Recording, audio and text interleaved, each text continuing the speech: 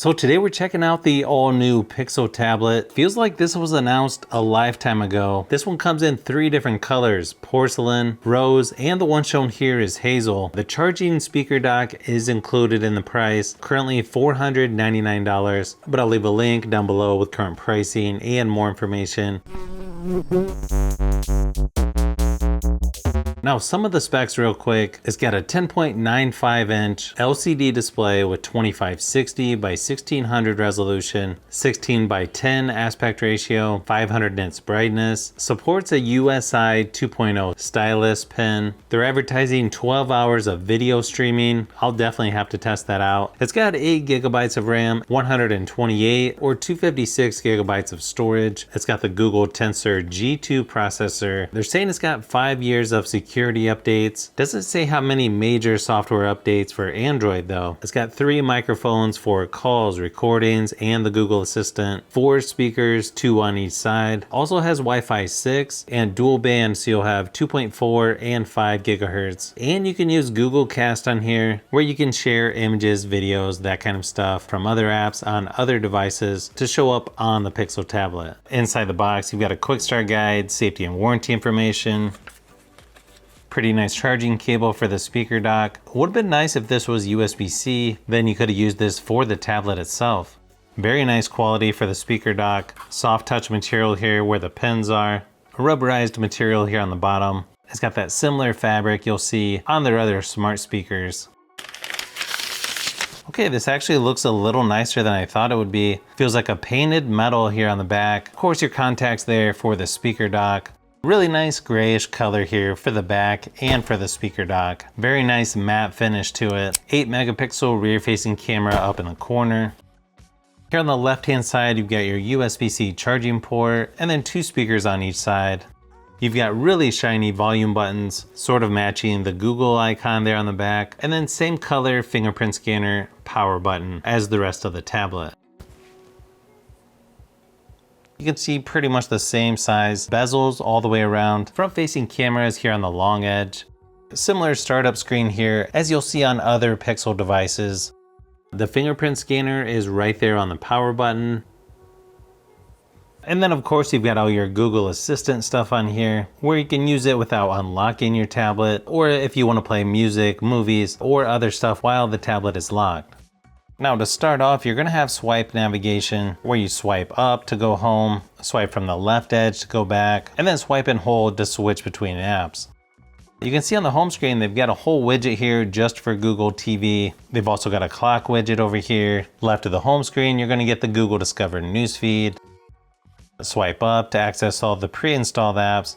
Obviously, all the apps are gonna be from Google. Kind of surprised I don't see any third-party apps on here.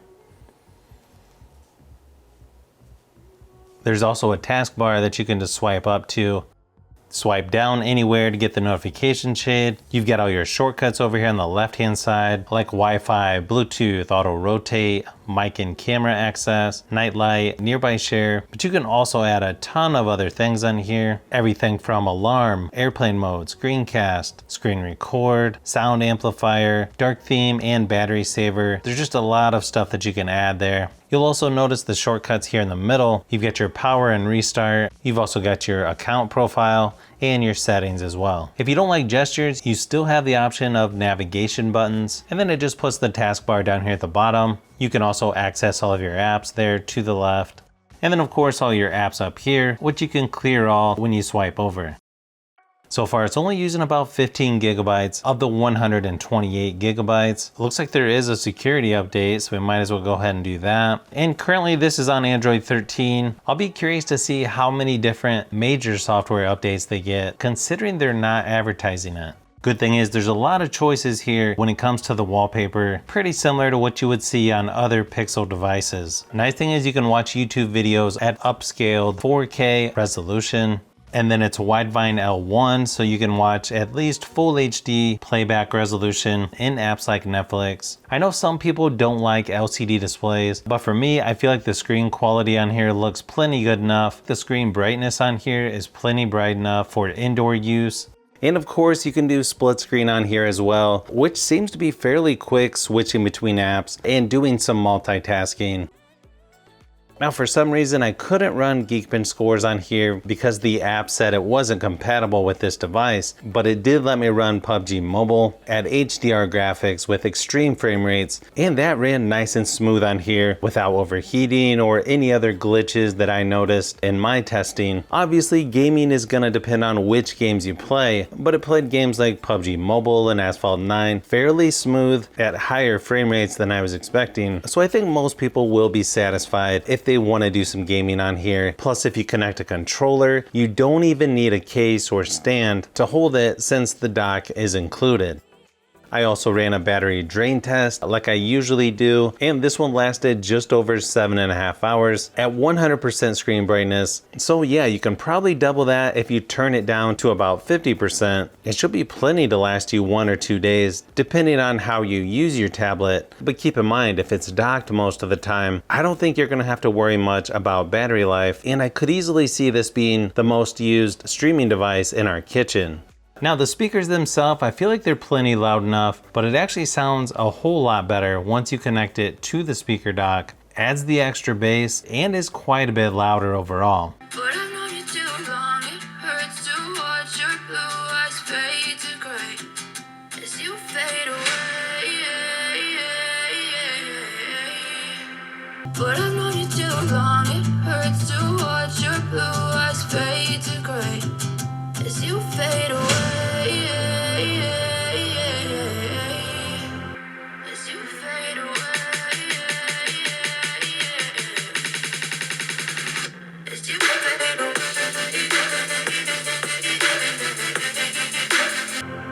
As you fade away. As you fade away. You can also see the magnet is pretty strong on here, so you're probably gonna have to push the speaker dock away from it to get it separated. Now when you first connect the speaker dock, it's gonna wanna set up what they call hub mode, which is gonna let you choose your screensaver. You can pick from Google Photos, Art Gallery, full screen clock, weather, weather frog, or no screensaver. If you choose the clock, you've got a few different options here. You can also decide if anyone can talk to the assistant when it's in hub mode as well. Here's what the clock looks like once you tap on it. It looks pretty much like your normal lock screen for a Pixel device. It's also nice when it's on the dock that it's nice and sturdy, so you don't have to worry about it moving around as you're using the tablet. It may depend on whether you're using the Google Assistant over some of the others out there, but right now I feel like this could be something that changes how tablets work with some of the competitors out there. Pretty much the same camera on the front and back, 8 megapixels each. Now here in the camera app, you've got night sight, long exposure, portrait, camera, video, and then in modes, you've got panorama, photosphere, and Google Lens. And then you can shoot up to 1080p resolution for video recording. The shutter speed seems okay. Definitely doesn't feel like a high-end camera or anything. Maybe slightly better than some of the other budget tablets, but I was hoping you would get the cameras that Pixels are known for. I sort of get the feeling they didn't want to do that with this tablet. Here's a few samples of photo and video, just to give you an idea of what to expect.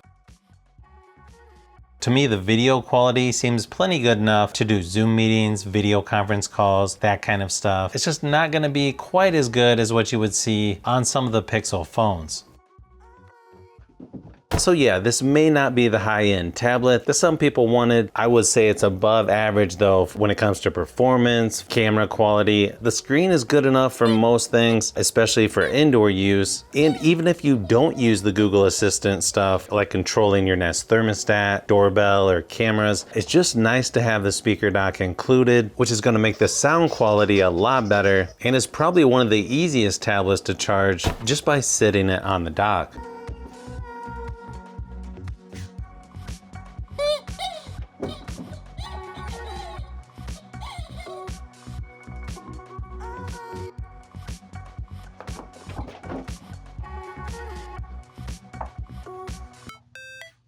So if you've made it this far into the video, you may want to say thanks by subscribing, and don't forget to give a thumbs up if this video was helpful. This is Brian from Fishbee Productions. Thanks for watching, and I'll see you on the next one.